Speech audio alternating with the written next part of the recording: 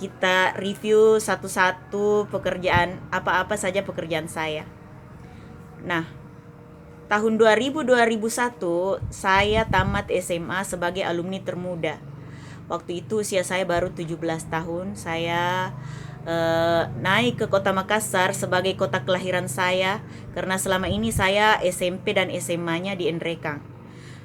Saya ke kota Makassar, tinggal di rumah kontrakan. Kemudian pertama-tama saya kerja di tempat kerjanya bapak, tapi cuma bertahan 2 minggu. Nah, kenapa bisa bertahan 2 minggu? Di tempat pekerjaannya bapak itu semacam toko grosir, tapi bukan yang skala besar. Dia masih pekerjaannya itu masih di bawah 20 orang lah. Belum terdaftar di Depnaker. Saat itu saya disuruh dari kampung, rencananya dipekerjakan untuk bikin-bikin nota.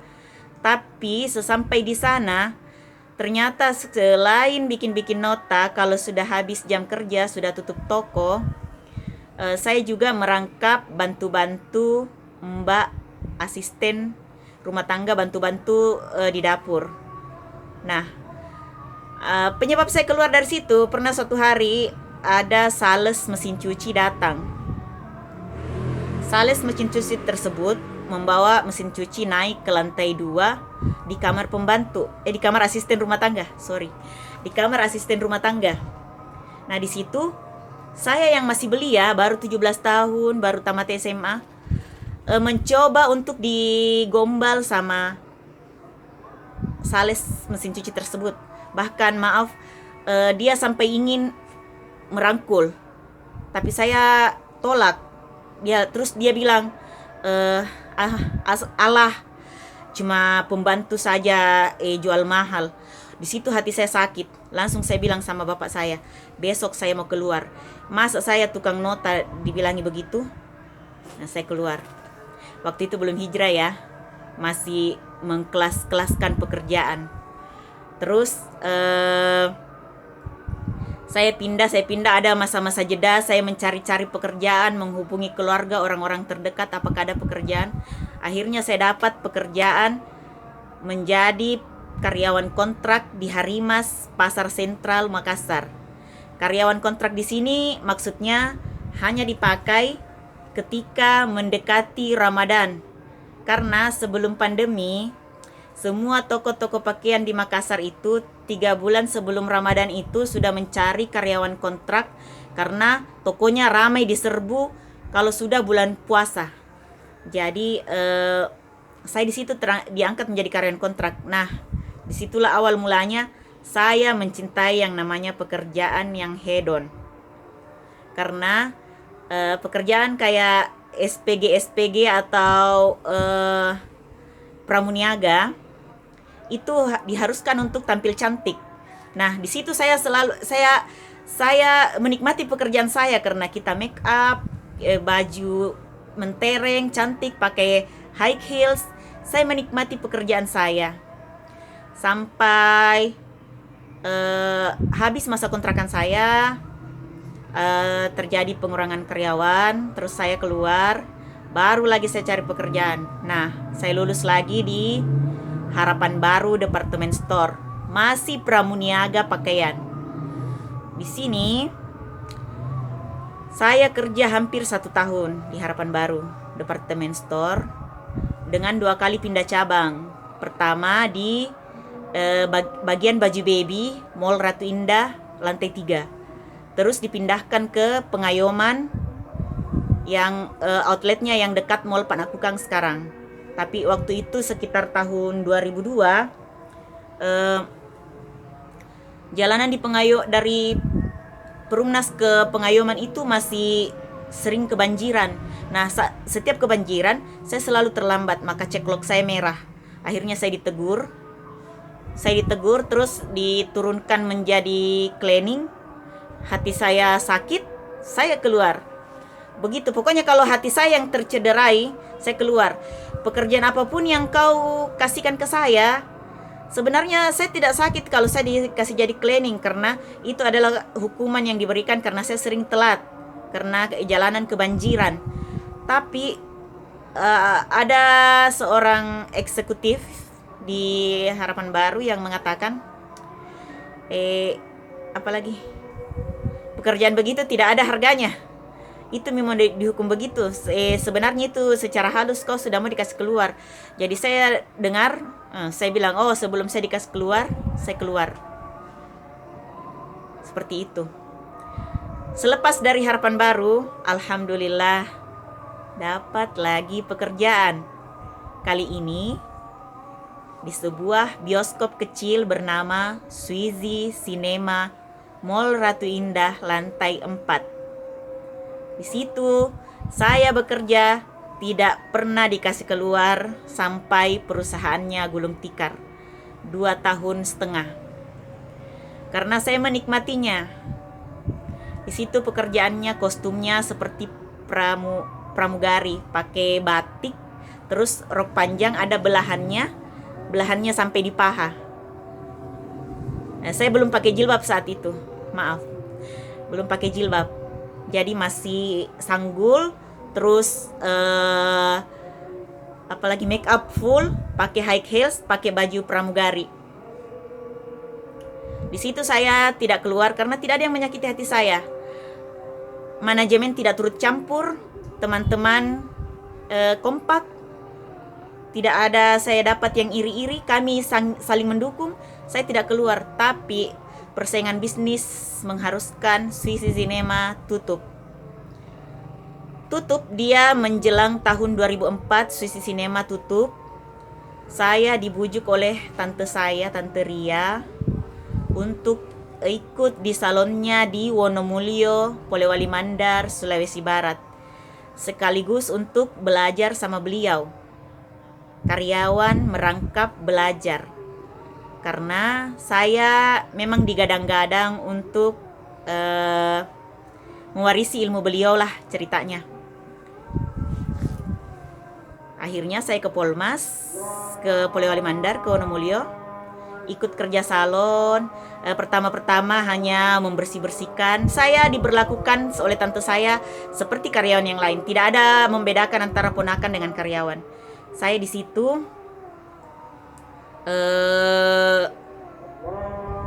apalagi membersihkan, terus kalau malam diajar menggunting sama tante saya. Diajar cuci rambut, diajar krim bat, diajar facial. Di situ saya 8 bulan, alhamdulillah sudah bisa gunting, sudah bisa krim bat, sudah bisa massage dan lain-lain sebagainya. Cuma make up saya angkat tangan, saya enggak bisa. Kalau make up tangan saya kaku. Nah, di situ saya bukan keluar, saya menawarkan diri ke tante saya, bilang, saya mau kuliah karena nanti usia saya lewat, saya mau kuliah. Jadi dia bilang, tante saya bilang, oke, uangmu sudah cukup. Saya kasih kau sebagai modal awal kuliah, sebagai uang pangkal. Dengan berbekal itu saya mendaftar di UIN Alauddin, jurusan PGSDI, dan alhamdulillah lulus. Nah, semasa D2 PGSDI di UIN Alauddin Makassar, saya selalu ikut audisi. Jiwa saya memang menggejolak, ingin mendapatkan sesuatu secara instan. Saya ikut audisi dangdut, Indonesian Idol, audisi bintang radio. Tapi yang lumayan menggembirakan itu hanya masuk 100 besar di TV7. Waktu itu sekitar tahun 2006-2007. Di TV7 yang sekarang menjadi Trans 7. Saya masuk 100 besar Ratu Dangdut TV7. Tapi nggak lulus ke babak final. Baru semifinal saya sudah gugur. Sudah berapa pekerjaan yang saya jalani baru masuk dunia perkuliahan? 1, sebagai karyawan di tempat kerjanya bapakku. Terus 2, di Harimas sebagai karyawan kontrak. Terus di Harapan Baru 3, di Harapan Baru Department Store. Keempat di Bioskop Suizi Cinema, lantai 4 Mall Ratu Indah. Kelima di salonnya tanteku. Sudah 5 pekerjaan, itu baru saya kuliah. Nah, bagaimana ceritanya setelah saya kuliah? Lebih banyak lagi. Hidup saya itu bagaikan roller coaster. Tapi saya menikmatinya. Dan Allah memang sangat menyayangi saya. Alhamdulillah, pergaulan saat itu sangat di depan mata saya lihat sangat nakal. Tapi protek Allah itu selalu, tanpa saya sadari, selalu ada. Setiap saya mau ke tempat yang tidak baik, pasti ada halangan. Setiap teman saya mau merencana tidak baik sama saya, pasti ada halangan. Pernah teman saya mau memanggil saya ke suatu klub, katanya ada di situ namanya Malam Ladies. Tapi tiba-tiba ada keluarga yang datang. Tidak jadi. Itu salah satu contoh. Ada halangan yang membuat saya tidak jadi terlibat menjadi nakal. Padahal saat itu pergaulan saya nakal, nggak pakai jilbab, dan sangat berapi-api. Begitu cepat untuk keluar dari satu pekerjaan kalau sudah tidak enak.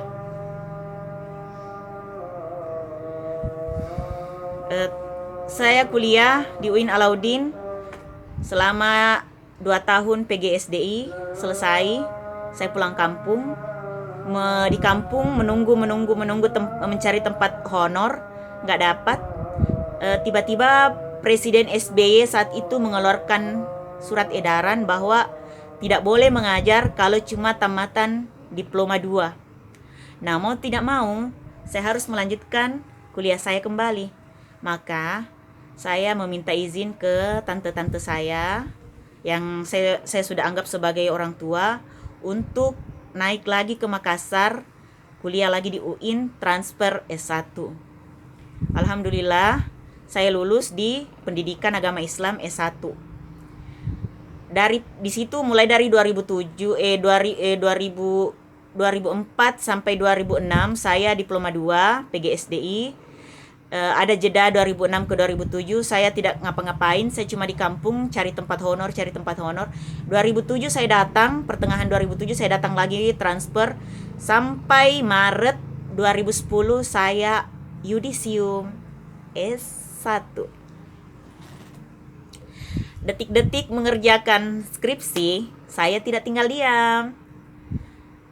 Saya yang masih tenaga powernya itu meletup-letup, saya kerja, saya tanya tetangga saya namanya Dengkebe, carikan saya pekerjaan yang tidak terikat waktu, alias pekerjaan borongan.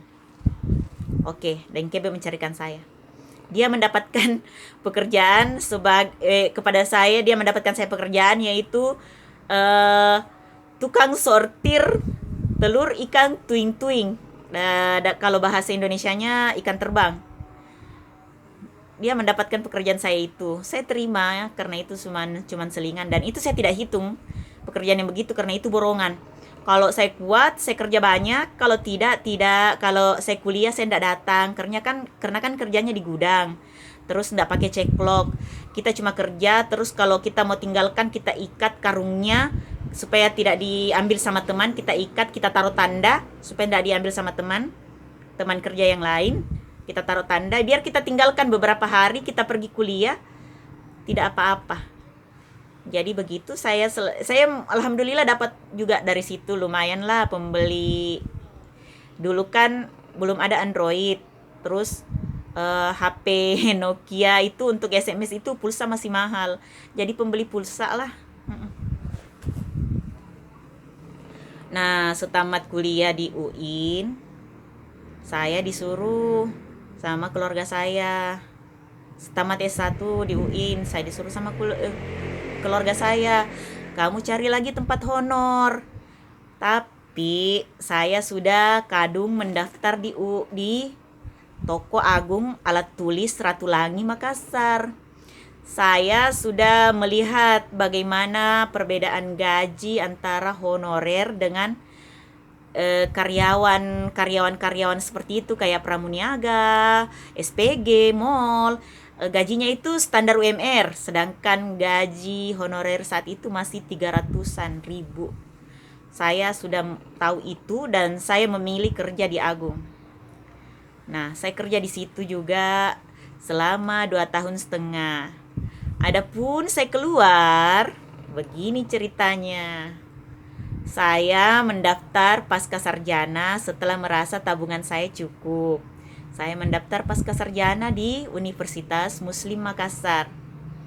Nah, di Universitas Muslim Makassar itu saya terdaftar sebagai mahasiswa magister ekstensi alias pekerja kantoran yang masuknya Sabtu Minggu.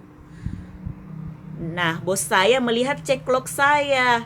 Ternyata setiap Sabtu Minggu ceklok saya merah alias nggak datang.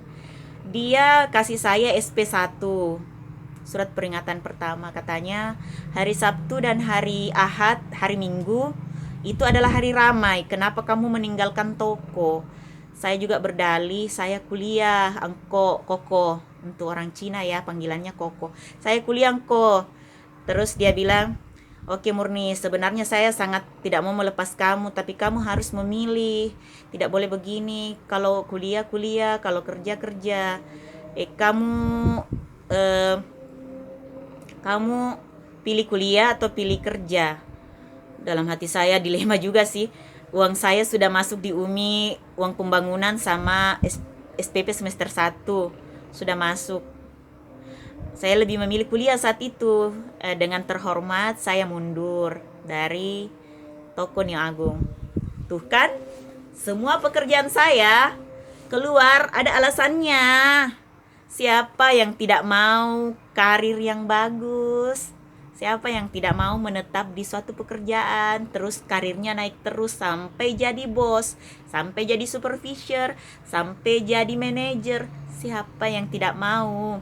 Cuman selalu ada cara-cara Allah untuk menguji kita atau memindahkan kita ke tempat yang lebih baik. Begitu kira-kira keluargaku, teman-temanku, sahabat-sahabatku yang mengatakan gonta-ganti pekerjaan itu membuat orang tidak sukses. Memang hilal kesuksesan itu masih remang-remang bagi saya. Tapi insya Allah saya yakin kesuksesan itu akan saya raih, insya Allah. Nah, dari toko Neo Agung saya sudah keluar nih. Saya masih lanjut pasca sarjana saya sampai semester 3. Alhamdulillah saya langsung mendapatkan pekerjaan melalui koran. Saya cari ya info lowongan kerja. Saya langsung dapat pekerjaan di salon Aska. Karena saat diwawancara saya bilang saya pintar menggunting, saya hairstylist. Jadi saya dijadikan hairstylist di situ tanpa dites. Saya menjadi hairstylist di salon Aska, cabang Abdesir, Abdullah Dengsirua. Di situ 8 bulan saya. Tapi lagi-lagi kendalanya karena saya masuk Sabtu Minggu di pasca sarjana, sedangkan Sabtu Minggu itu pegawai kantoran pada liburan, ibu-ibu pegawai. Salon Aska Muslimah ini khusus untuk muslimah. Jadi dia tidak menerima cowok. Yang datang itu ibu-ibu kantoran, pejabat, ibu-ibu pejabat, datang perawatan diri. Nah, lagi-lagi saya ditegur karena saya selalu hilang alias alpa libur kalau hari Sabtu dan Minggu. Saya lagi ditegur. Nah, saya keluar lagi tuh di salon Aska. Saya lebih memilih lanjutin kuliah saya. Tapi sudah berapa pekerjaan nih? Satu hari di tempat kerjanya bapak yang cuma 2 minggu itu, Harimas, Harapan Baru, bioskop Swizy Cinema, salonnya Tante Ria di Wonomulyo, Agung, salon Aska 7. Akhirnya saya menganggur. Saya cuma kuliah pasca sarjana saja. Walhasil, saat sudah menghadapi sidang proposal tesis, saya dimintai pembayaran tunai semuanya. Saya tak sanggup karena saya sudah jadi pengangguran. Tabungan saya sudah habis, saya pakai sehari-hari. Akhirnya saya menunda-nunda penyelesaian di pasca sarjana UMI dan mendapatkan lagi tempat kuliah. Saya bukan kerja lagi nih ya, tempat kuliah bahasa Arab di Ma'had Albir. Saya masuk. Saya mendapatkan challenge dari teman untuk ikut bahasa Arab, pelajaran yang paling saya benci dulu di UIN. Saya di challenge sama teman saya, apakah saya sanggup untuk masuk di pesantren atau Ma'had Albir untuk belajar bahasa Arab. Kalau 3 bulan saja saya sanggup, saya akan dikasih sesuatu lah. Akhirnya saya di Albir itu berapa ya? Sekitar 2 tahun setengah. Tapi saya keluar sebelum selesai diploma 2 bahasa Arab Albir karena sesuatu dan lain hal. Nah, sekeluarnya saya dari Albir, kan sudah 7 nih pekerjaan saya tadi. Saya ditawarin kerja sama teman saya di Albir, namanya Memros. Ditawari kerja mengajar di PAUD rumah sekolah Hasira miliknya. Saya terima tuh di sana. Saya bekerja 2 tahun setengah lagi. Tuh kan 8 nih pekerjaanku, 8. 2 tahun setengah. Alasan keluarnya karena saya adalah jurusan kuliah saya nggak sesuai dengan mengajar di TK. Akhirnya 1 bulan mencari-cari pekerjaan, dapat lagi pekerjaan menjadi guru bidang studi bahasa Arab di Madrasah Ibtidaiyah Nasrul Haq Sungai Walanai, Makassar. Nah, di sana saya 1 tahun.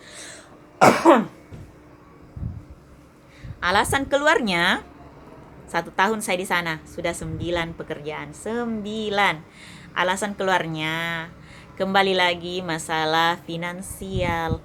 Saya belum lancar bawa kendaraan bermotor. Terus setiap mau mengajar harus naik angkutan umum. Sementara gaji tidak menutupi ongkos transport saya. Makanya saya mencoba bertahan. Sambil mencoba bertahan, saya menerima terapis. Setiap selesai jam mengajar, saya terima jasa pijat lulur, gunting rambut. Saya keliling, pijat keliling alias home care. Di situ tertutupi, tapi masih ngos-ngosan untuk menutupi. Saya merasa tenaga saya terperas habis. Akhirnya saya keluar. Sudah 9 pekerjaan. Nah, saya bertahan. Saya keluar, saya tidak menganggur lagi tuh. Saya iklan di Facebook, di media sosial saya, di Instagram, di WhatsApp, di story WhatsApp. Saya mengiklankan diri saya sebagai terapis panggil. Saya total menjadi terapis panggil selama 2 tahun di Makassar. Nah, datanglah pandemi. Orang Makassar yang pertama-tama tidak mau disentuh badannya. Kecurigaannya tingkat tinggi, sesama manusia saling menjauhi, bahkan sesama teman saling menjauhi, ada jaga jarak. Makassar yang pertama paling antipati. Di kampung belum, di kampung masih berani orang. Akhirnya tante saya menelpon, di sini masih sini, kalian ke sini saja, masih bisa hidup di sini. Maka saya ke Enrekang. Di Enrekang, alhamdulillah masih ada orang yang mau memakai jasa terapis panggil saya. Nah, sudah 10 pekerjaan. Ya kan? Terapis panggil dihitung salah satu kategori pekerjaan saya. Itulah pekerjaan saya sampai sekarang. Dan insya Allah ini akan menetap. Cuman saya masih tetap akan melakukan inovasi-inovasi dan mencari pekerjaan tambahan. Karena ada seorang coach saya yang mengatakan untuk menjadi seorang orang mukmin yang kuat secara finansial itu minimal 3 pekerjaan yang kita lakoni. Jadi saya baru dua menjadi yang sekarang ya, menjadi terapis panggil dan punya rumah terapis sendiri, kadang dipanggil kadang datang di salon menjadi terapis. Terus kedua biasa jualan online sekali-sekali. Nah ketiganya ini nih yang saya masih berpikir apa ya pekerjaan saya tanpa melepas pekerjaan terapis ini. Apa ya pekerjaan yang bagus supaya cukup 3. Karena kita sebagai orang mukmin harus kuat secara finansial. Rasulullah Muhammad sallallahu alaihi wasallam Allahumma salli alaihi sangat menyukai umatnya yang kuat, termasuk kuat secara finansial. Dan satu lagi pengalaman pribadi saya, kesuksesan seseorang itu sangat dilihat dari bagaimana caranya dia menjaga sholatnya. Ada seorang teman, konon kata teman-temannya kecerdasannya standar.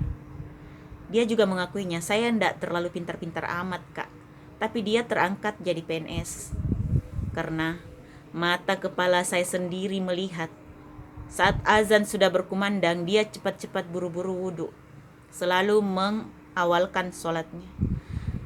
Nah itu yang masih harus saya perbaiki sampai sekarang. Kadang sholat saya itu masih molor di akhir-akhir. Itu yang harus saya genjot sekarang. Karena itu sudah sangat real, nyata di depan mata. Kesuksesan seseorang itu dari sholatnya. Adapun masalah gonta-ganti pekerjaan, itu adalah proses pembelajarannya Allah, bukan standar kesuksesan seseorang. Kalaupun dia menetap di suatu pekerjaan, 1 atau 2 pekerjaan dalam kurun waktu yang lama, terus dia ada jenjang karir, terus gajinya meningkat terus dia jadi sukses, tapi dia tidak punya pengalaman. Sedangkan orang yang berpindah-pindah pekerjaan itu punya banyak pengalaman. Dia sukses secara finansial. Orang yang pindah-pindah pekerjaan itu sukses secara pengalaman. Dia sudah terbanting-banting, sudah dibolak-balik oleh dunia. Oke, sekian video pendapat pribadi saya. Terima kasih De Agung telah memberi saya inspirasi untuk membuat video seperti yang kamu buat. Assalamualaikum warahmatullahi wabarakatuh.